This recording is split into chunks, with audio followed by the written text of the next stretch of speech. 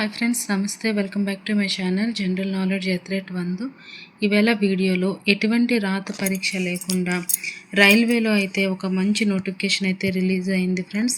కేవలం document verification బట్టి jobs అనమాట మనకి ఇస్తారు. సో ఈ జాబ్స్ ఏంటి అనేది మీకు ఈ వీడియోలో క్లియర్గా మీకు మెన్షన్ చేస్తాను. సో తెలుగువారు అందరూ అర్హులే అనమాట ఈ జాబ్స్కి. తెలంగాణ, ఆంధ్రప్రదేశ్ ఇద్దరు 2 స్టేట్స్ వాళ్ళు కూడా అప్లై చేసుకోవచ్చు. అదేవిధంగా మహిళలు అండ్ అబ్బాయిలు ఇద్దరు కూడా చేసుకోవచ్చండి. సో ఒక మంచి జాబ్ నోటిఫికేషన్ గురించి ఇవాళ అయితే వీడియో చేస్తున్నాను ఫ్రెండ్స్. సో వీడియోని అయితే స్కిప్ చేయకుండా ఎండ్ వరకు చూడండి. అదేవిధంగా ఎవరైతే ఫస్ట్ టైం మన ఛానల్ని విజిట్ చేస్తున్నారో వీడియోకి ఒక లైక్ ఇచ్చి ఛానల్ అయితే తప్పకుండా సబ్స్క్రైబ్ చేసుకోండి ఫ్రెండ్స్. ఈ నోటిఫికేషన్ వచ్చేసి SCCR నోటిఫికేషన్ అండి. అప్రెంటిస్ పోస్టులకు అనమాట. మొత్తంగా 1191 వేకెన్సీస్ అయితే ఉన్నాయి. జాబ్ క్వాలిఫికేషన్ చూసుకుంటే 10వ తరగతి పాస్ అయిన వాళ్ళు, అదేవిధంగా ITI చేసిన వాళ్ళు ఇద్దరు అప్లై అయితే చేసుకోవచ్చు అనమాట.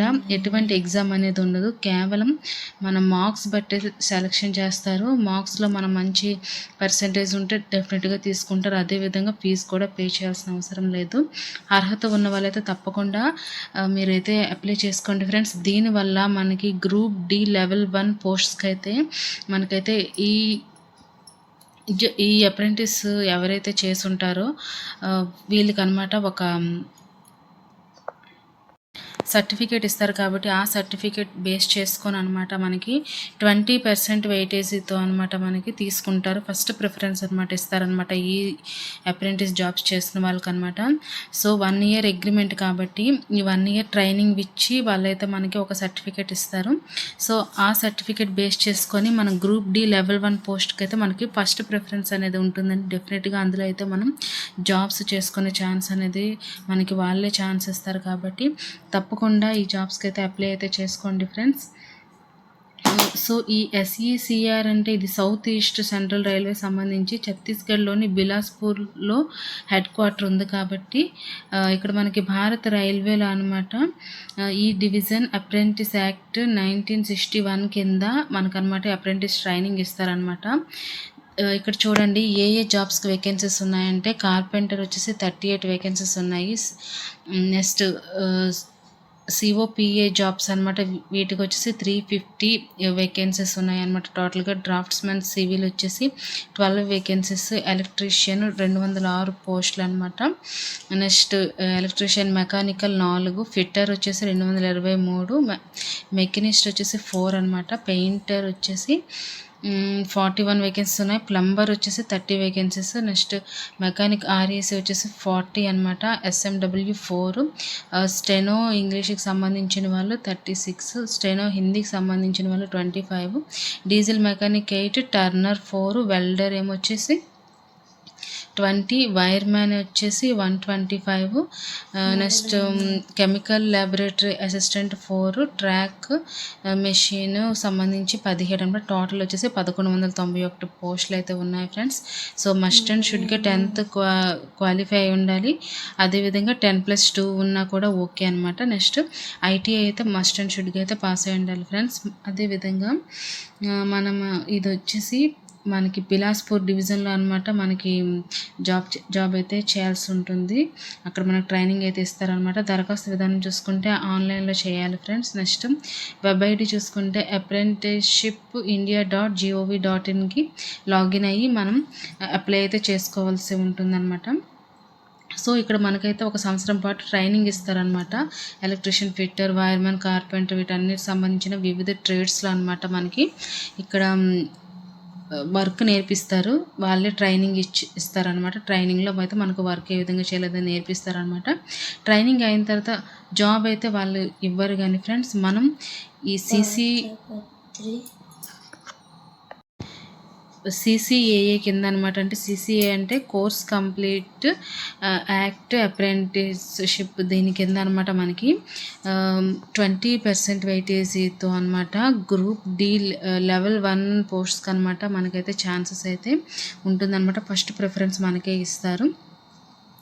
సో ఇది ఒక మంచి ఆపర్చునిటీ కాబట్టి తప్పకుండా యూటిలైజ్ అయితే చేసుకోండి ఫ్రెండ్స్. మనకి పక్కాగా రైల్వేలో జాబ్ వచ్చేసే ఛాన్సెస్ అనమాట ఉంటాయి అనమాట. నెక్స్ట్ ఏజ్ లిమిట్ చూసుకుంటే ఫ్రెండ్స్ మనకి కనీసం 15 ఇయర్స్ ఉండాలి. గరిష్ట ఏజ్ వచ్చేసి 24 సంవత్సరాలకైతే మించకూడదు. ఎస్సీ ఎస్టీ అభ్యర్థులకైతే 5 సంవత్సరాల వయసు సడలింపు ఉంది. నెక్స్ట్ ఓబీసీ వాళ్ళకైతే 3 సంవత్సరాల వయసు సడలింపు. పీడబ్ల్యూడి అండ్ మాజీ సైనికులకైతే 10 సంవత్సరాల వయసు సడలింపు కూడా ఇస్తున్నారనమాట.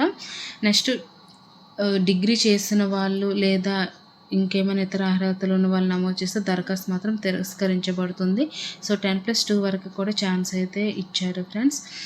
నెక్స్ట్ అదేవిధంగా మనకి యూఆర్ వాళ్ళకి ఎంత ఏజ్ లిమిట్ ఉండాలి, ఎస్సీ వాళ్ళకి ఇవి కూడా పర్టికులర్గా ఇందులో అయితే మెన్షన్ చేశారనమాట. మనకి ఇక్కడ period of apprenticeship and stipend వచ్చేసి 1 ఇయర్ మనకి లిమిట్ అనేది ఉంటుంది అనమాట, పీరియడ్ అనేది ఉంటుంది.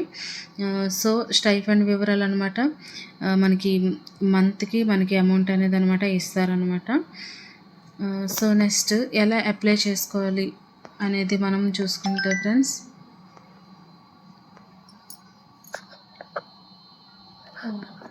ఎలా అప్లై చేసుకోవాలి, ఎంపిక విధానం ఎలాగుంటుందంటే 10వ తరగతి నెక్స్ట్ ఐటీఐలో వచ్చిన మార్క్స్ బట్టి అనమాట మనకి మెరిట్ లిస్ట్ అయితే తీస్తారనమాట.